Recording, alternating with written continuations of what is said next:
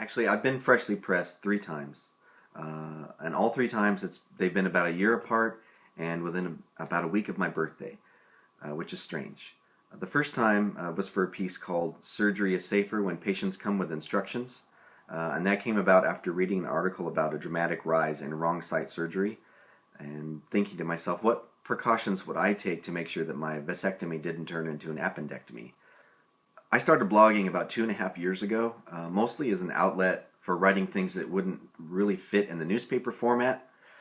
Features like "This Just In," irrelevant moments from our newsroom, and Ned's Nigglesworth and writing are things that probably wouldn't have a home anywhere else.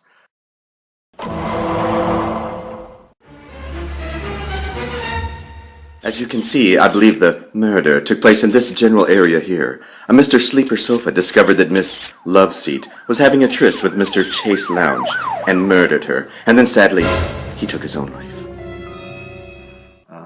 Blogging also seemed like a great way to connect with and read other bloggers and other writers and build an audience that was different from the newspaper audience. There's a real sense of immediacy in blogging that you can't get from newspapers or even websites, which are kind of stagnant.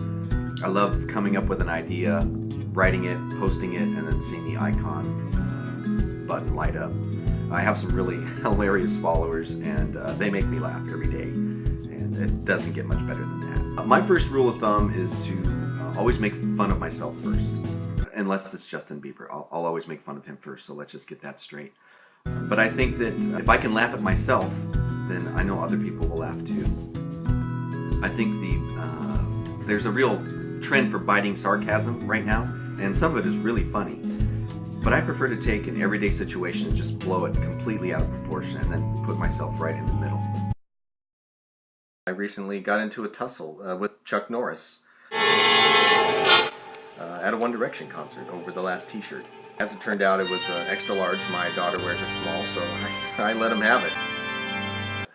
The t-shirt, I mean, not, we didn't... Well, I grew up around funny people. Everyone in my family was funny. My brothers, cousins, uncles, grandparents, they always had me laughing. Even as a chef for 10 years, when I did restaurant openings and when it was high-stress meal periods, I always tried to kind of keep things light. If I stopped making quips, then the kitchen knew it was time to get serious. Unlike Chef Ramsay, I never had to yell. But eventually, when I left restaurants and came to work for the Sayusla News, I pitched the idea of a weekly humor column to my editor, who was already taking a chance hiring someone with no journalistic experience. And he looked at me and said, "Do you really think that you can be funny every week and not run out of ideas in 3 months?"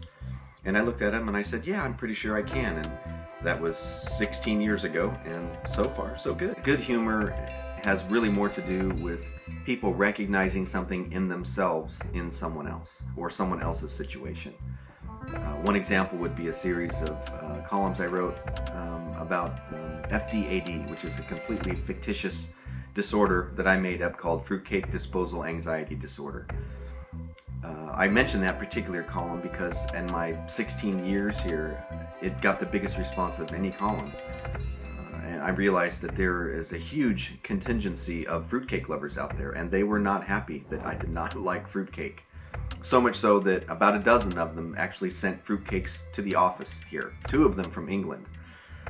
We did discover something pretty shocking. We had a taste test here, and 2 out of 12 fruitcakes are actually pretty good, which kind of goes along with what I already knew, which is that American fruitcakes are known more for their durability than their taste.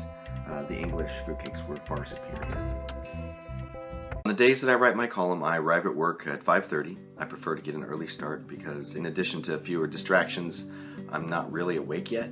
At least for me, I find that this helps with the creative process.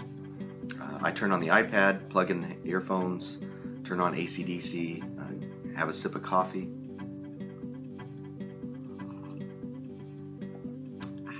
And then I get to work.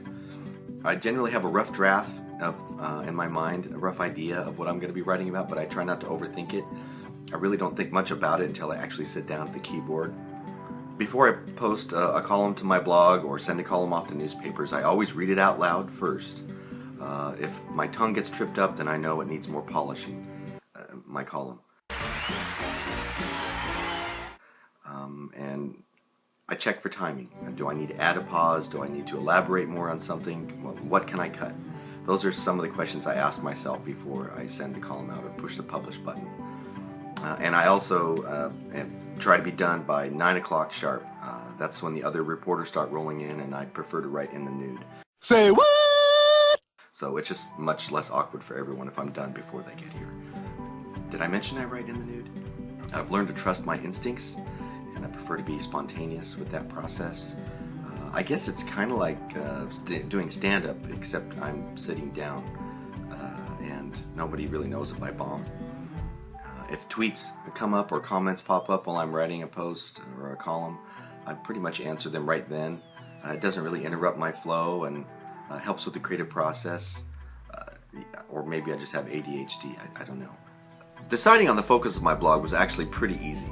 I knew it was going to be an extension of what I was already doing, except that I would be pursuing topics that I knew my editor probably wouldn't go for.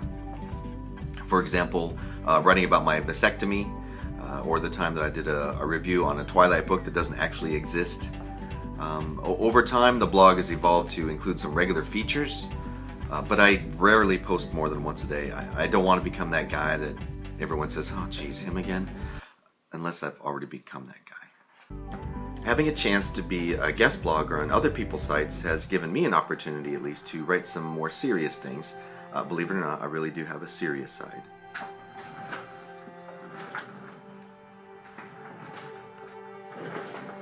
And I've met some really funny bloggers online, which has been great. And then when my book came out, Humor at the Speed of Life, where did that come from? Jeez. It was a really fun and great way to promote the book. Also, having a blog gives you the chance to pursue comedy and humor in a way that you can't just in the written word, because you can add photos and have interaction with people. So that makes it really great, and I'm really enjoying that. Plus, I think just being able to say that I have an internet domain makes it sound like I have my own country or something, which I really like.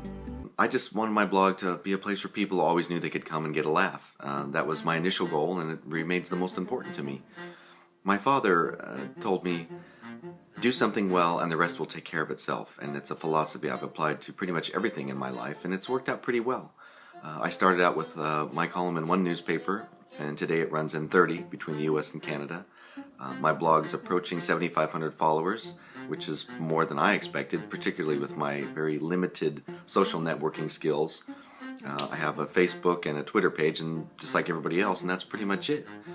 So for me right now, I'm focusing on the funny and letting the rest take care of itself. If you can't fix it with gum and duct tape, then it's not a real Volkswagen bus. And that came about after seeing the newer versions of the Volkswagen bus and feeling like they just really didn't have the same character as their older counterparts. And the last one, which was this last August, was for a piece called That Time My Daughter Caught Nemo and Then Ate Him. It really came about as me trying to teach my daughter about the value of life and her just really wanting to eat the fish. The first time I was freshly pressed, I was completely overwhelmed. I didn't know what to expect. I really didn't even know what it was. But I couldn't keep up with my mailbox. I had 1,200 hits in 2 days and 300 new followers, and I always answer every comment and every email I get, and so I had a very busy weekend. The second time, I was a little more prepared, but it was still overwhelming. 400 new followers, 871 views the first day. I don't remember how many comments, but it was pretty crazy. So if it happens again this August, I'm just going to begin to wonder if maybe everyone just gets freshly pressed for their birthday.